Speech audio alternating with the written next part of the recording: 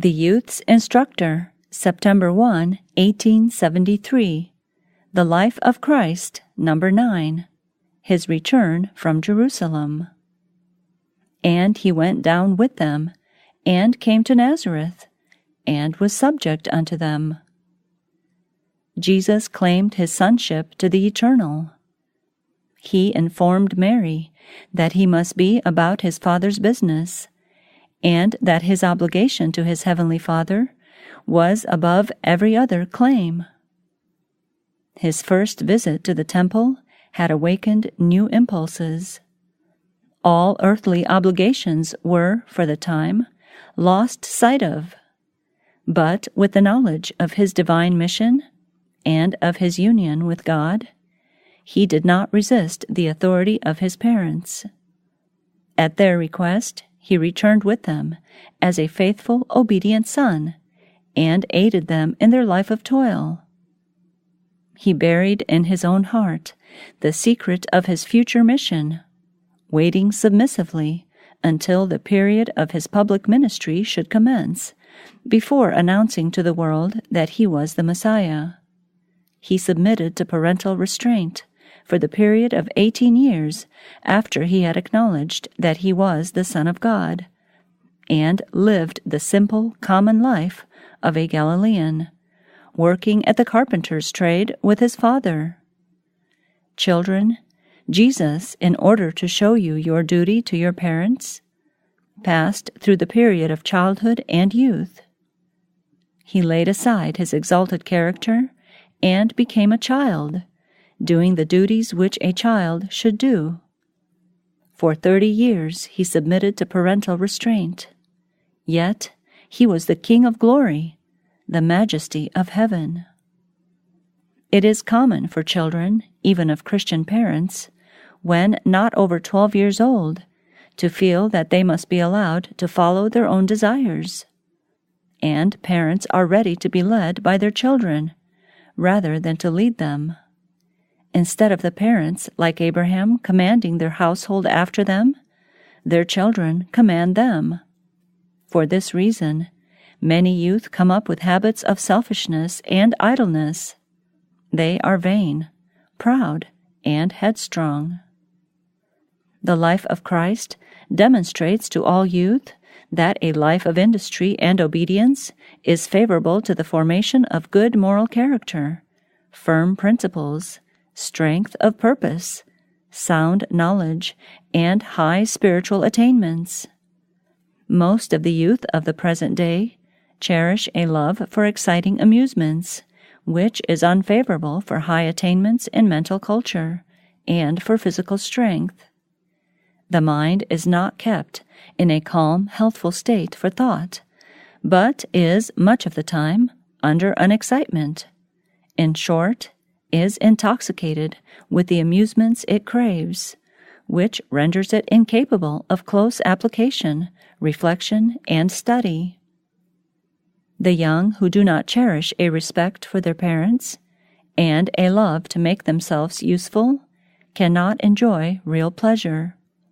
They do not obey the 5th commandment, and the frown of God is upon them.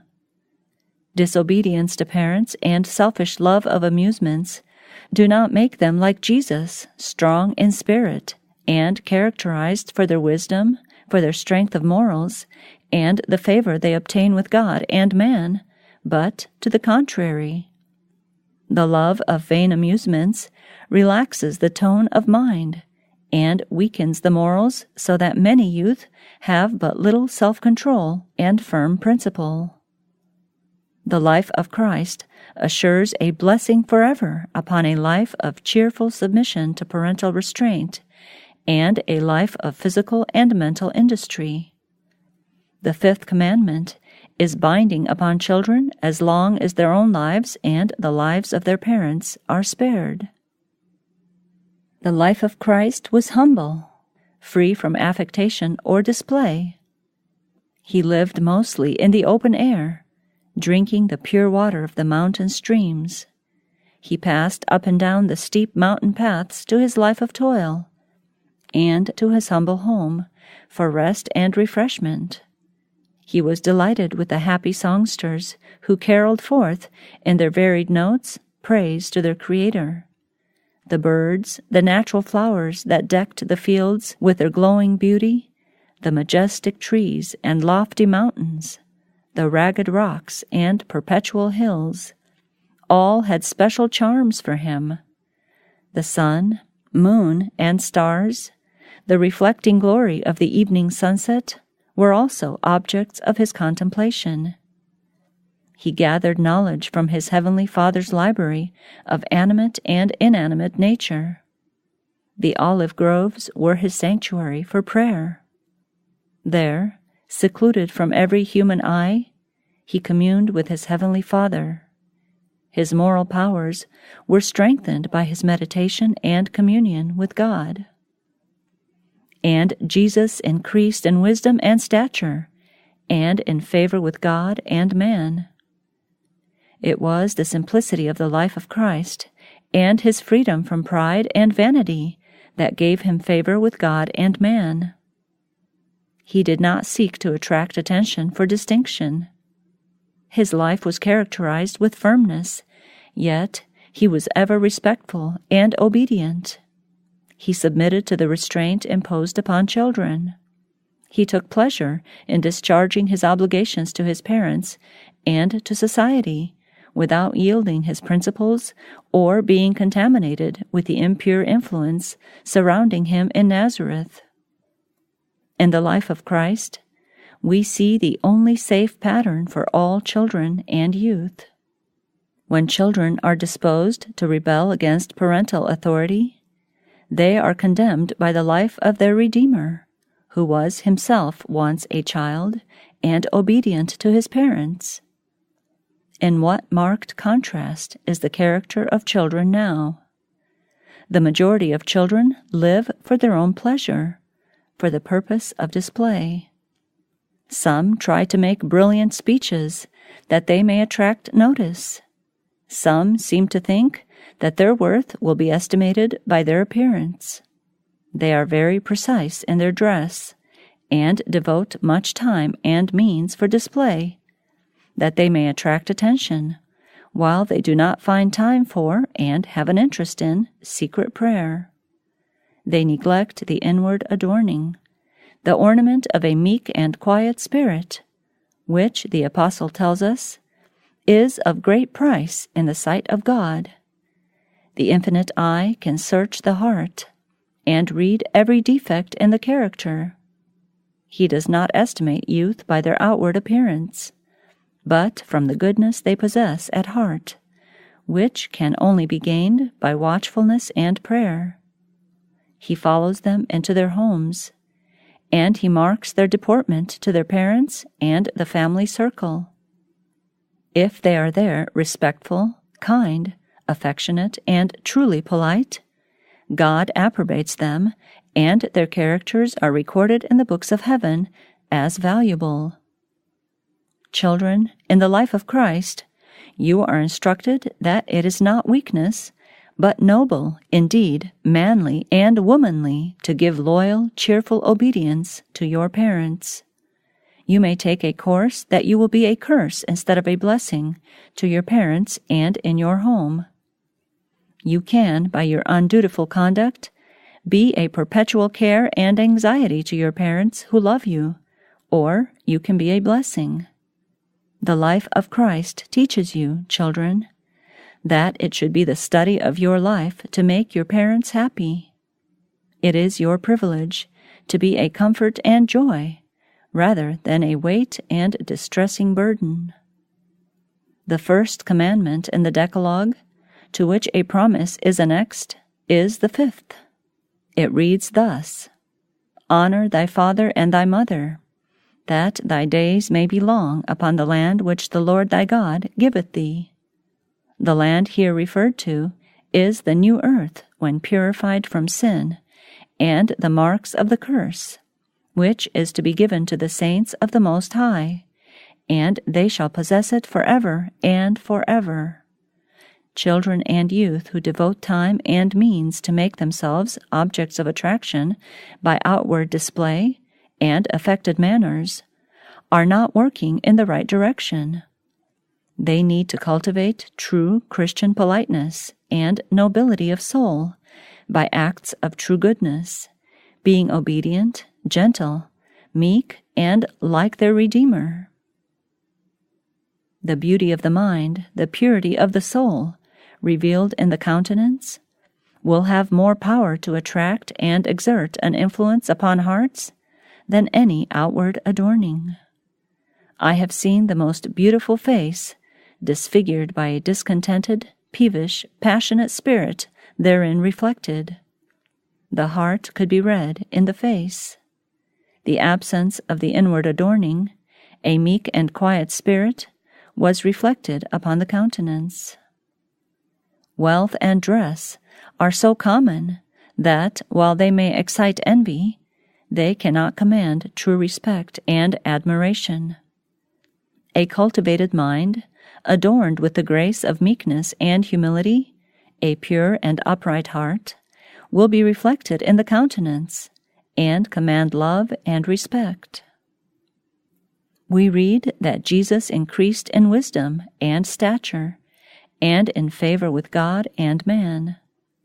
His life of natural simplicity was favorable to the development of a good physical constitution and a firm, unsullied character. If these advantages are desired by children and youth, they have only to imitate the life of Christ and copy from Him. Will they surrender all to their Redeemer? Will they overcome their pride and love of self and inclination to love pleasure and display? Will they set their hearts to self-culture, willing to endure hardships and privations as was their Redeemer? They can, through cultivation of the intellect, depending upon God for success, develop firm and beautiful characters. The fear of God, the contemplation of the glories of nature and His created works, will never dwarf the intellect, but will have a tendency to strengthen every faculty of the soul. It is the precious privilege of children and youth to yield their minds to the control of the Spirit of God and become intellectual Christians. Their mental and moral powers may grow in harmonious proportions. Their understanding may be strong, their consciences pure, and their characters lovely. Many children and youth are living in the indulgence of habits which they would not continue if they realized that they were living the last year of their lives. How many forget that God's eye is upon them? They are in the habit of speaking as they would not if they were conscious that what they say is to pass from their lips directly to the book of records in heaven. Yet this is the case. There is nothing said or done, or even thought, that can be concealed from God. Dear children, if you would find happiness and peace in all you do, you must do everything in reference to the glory of God. If you would have peace in your hearts, you must seek earnestly to imitate the life of Christ. Then there will be no need of affecting cheerfulness, or of your seeking for pleasure in the indulgence of pride and the frivolities of the world. You will have a serenity and happiness in right doing that you can never realize in a course of wrong. Jesus took human nature, passing through infancy, childhood, and youth, that He might know how to sympathize with all and leave an example for all children and youth. He is acquainted with the temptations and weaknesses of children. He has, in His love, opened a fountain of pleasure and joy for the soul that trusts in Him. By seeking to honor Christ and to follow His example, children and youth can be truly happy. They may feel their accountability to labor with Jesus Christ in the great plan of saving souls. If youth will feel their responsibility before God, they will be elevated above everything that is mean, selfish, and impure. Life to such will be full of importance. they will realize that they have something great and glorious to live for. This will have an influence upon youth to make them earnest, cheerful, and strong under all the burdens, discouragements, and difficulties of life, as was their divine pattern. Dear youth, I entreat of you to ever cultivate thoughtful responsibility to God. The consciousness that you are doing those things which God can approve will make you strong in His strength. And by copying the pattern, you may, like Him, increase in wisdom and in favor with God and man.